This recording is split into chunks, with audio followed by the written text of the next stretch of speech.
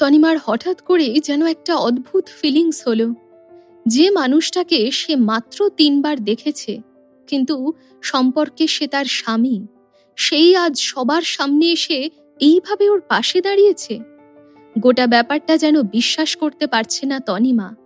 এরকম মানুষ হওয়া সম্ভব? রিপোর্টাররা এবার খুব কিউরিয়াস হয়ে গেল।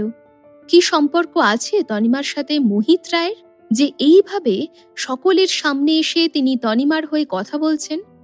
জুয়েলার্সের মালিক মোহিতের কথাটাকে ভালো মতো নেয়নি, কিন্তু মোহিতের বিরুদ্ধে কিছু করার বা বলার সাহস তার নেই। তাই সব দিক ভেবেচিন্তে কিছুক্ষণ চুপ করে থাকাটাই ভালো ভেবে তিনি আর কোনো কথা বললেন না। খালি আস্তে গলায় বললেন, ক্ষমা করবেন মিস্টার মোহিত, আমি জানতাম না যে আপনি তনিমাকে চেনেন। মনে মনে ইচ্ছে না থাকলেও জোর করে সরি বললেন তিনি।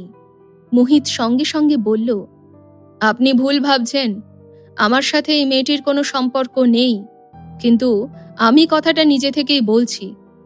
বলেই মোহিত ওখান থেকে বেরিয়ে যাওয়ার জন্য পা বাড়ালো, কিন্তু যাওয়ার আগে অনেকবার ঘুরে সবার দিকে তাকিয়ে বলল, একটা কথা আমি আজ এখান থেকেই বলে দিয়ে যাচ্ছি, এই তনিমা একদিন নামকরা মডেল তৈরি হবে, সেটা আমি আমার এক্সপিরিয়েন্স থেকেই বুঝতে পারছি। আমার কথাটা মনে রাখবেন, সময় এলে নিজেরাই বুঝতে পারবেন যে আমি কিছু ভুল বলিনি। ওখানে উপস্থিত কারোরই মাথায় ঢুকল না যে মোহিত রায় ঠিক কি বলতে চাইলেন তাদের।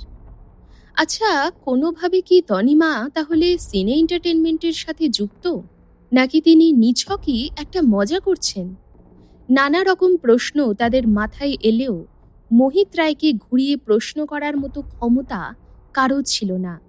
তাই এবার পুরো ঘটনার জন্য তারা নয়না এন্টারটেনমেন্টকে কাঠগড়ায় দাঁড় করায়। পুরো চাপটা এসে পড়ল মৌমিতার অ্যাসিস্ট্যান্টের ওপর।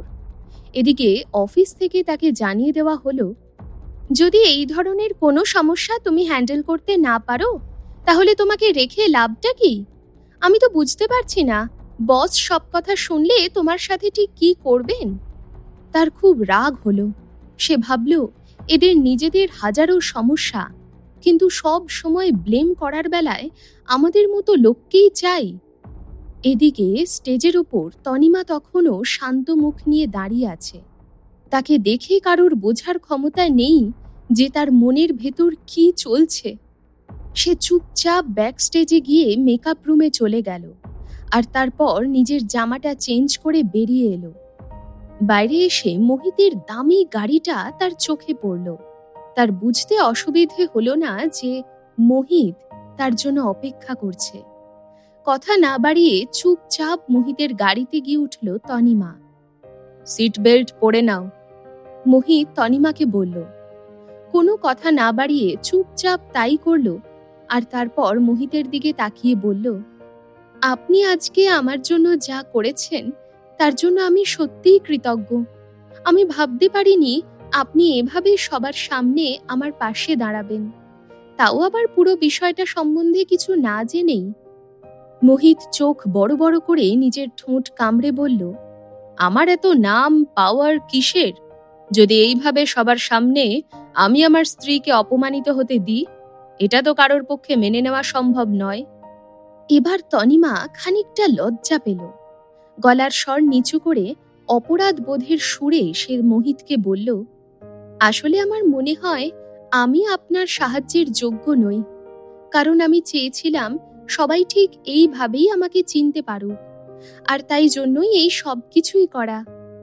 মোহিত তার বউয়ের দিকে একবার তাকিয়ে আবার সামনের দিকে তাকালো। একটু থেমে সে উত্তর দিল, এসব কিছুই যে নিজের থেকে তুমি করেছো সেটা আমি জানি। যা তুমি করেছো বা যে উদ্দেশ্যে করেছো সেটা একেবারেই ঠিক, কিন্তু যেভাবে তুমি করেছো সেটা ঠিক না। নিজেকে বিপদে ফেলে কাউকে এক্সপোজ করা বোকামো। এরপর থেকে এরকম কিছু করতে চাইলে যদি বেটার কোনো আইডিয়া না পাও, তাহলে আমার কাছে জিজ্ঞেস করবে। আজকে ভেতরে যা হলো তাতে যারা আগে থাকতে ভুল ছিল তাদের কতটা ক্ষতি হবে সেটা তো সময় বলে দেবে, কিন্তু তোমার যে অপমানটা হলো সেটা তো তুমি কখনোই ডিজার্ভ করো না। তনিমা কোনো উত্তর দিল না। মোহিত আবার জিজ্ঞেস করল, আচ্ছা, তোমার বাড়িটা কোথায়? কোন দিকে যেতে হবে? আমাকে বলো, আমি তোমাকে ঠিক জায়গা মতো নামিয়ে দিচ্ছি। একটু সময় নষ্ট না করে সঙ্গে সঙ্গে তনিমা উত্তর দিল, কেন? আমি তো আপনার সাথে আপনার বাড়িতেই যাব। এই তো সকালে বিয়ে করলাম, এর মধ্যে ভুলেও গেলেন? আসলে তনিমা মনে মনে ঠিক করেই নিয়েছিল সে তার নিজের পুরনো বাড়িতে আর ফেরত যাবে না। আর তাছাড়া মোহিত ওর জন্য আজকে যা করেছে, তারপর তাকে বিয়ে করার সিদ্ধান্ত আরো বেশি করে সঠিক বলে মনে হচ্ছে তার। সে আর পিছনে ফিরে তাকাতে চায় না। তুমি শিওর তো? মানে আমরা দুজন কিন্তু ম্যারিড, আর সেই হিসেবে আজকে কিন্তু আমাদের ফার্স্ট নাইট। তোমার কোনো আপত্তি নেই তো? কথাটা শুনেই তনিমার গাল দুটো লজ্জায় লাল হয়ে গেল, কিন্তু সেই লজ্জাকে লুকোনোর বৃথা চেষ্টা করেই সে বলল, আমি নিজেকে তৈরি করে নিয়েছি মনে মনে, আর কাউকে আমাদের সম্পর্কের ব্যাপারে না বলার জন্য আরো একবার ধন্যবাদ। তবে আবারও বলছি, আশা করছি আমার ব্যাপারে এই মুহূর্তে তুমি জড়াবে না। যতক্ষণ না আমি নিজে থেকে তোমার কাছে এসে সাহায্য চাইছি, ততক্ষণ তো নয়। যারা আমার সাথে অন্যায় করেছে তাদের বিরুদ্ধে লড়াইটা আমার, তাই আমি তাদের কাছ থেকে আমার মতো করে বদলা নিতে চাই। আমাকে এইটুকু সুযোগ দাও। আর কথা বাড়ালো না মোহিত, কারণ এবার সেও দেখতে চায় তার সাহায্য ছাড়া এই মেয়েটা আসলে ঠিক কি কি করতে পারে। কোনো কথা না বলে মোহিত গাড়িটা নিয়ে হু হু করে নিজের ফ্ল্যাটের দিকে ছুটল। তনিমা তৃষার কাছ থেকে একটা ফোন পেল। তনিমা, মৌমিতা যে প্রেগনেন্ট সেই বিষয়ে আমি একদম সলিড প্রুফ পেয়ে গেছি। এবার আমাকে বলো আমি ঠিক কি করব এগুলো নিয়ে। গল্পের পরবর্তী অংশ শোনার জন্য শুনতে থাকুন পকেট এফএম। লিঙ্কটি রয়েছে ডেসক্রিপশনে।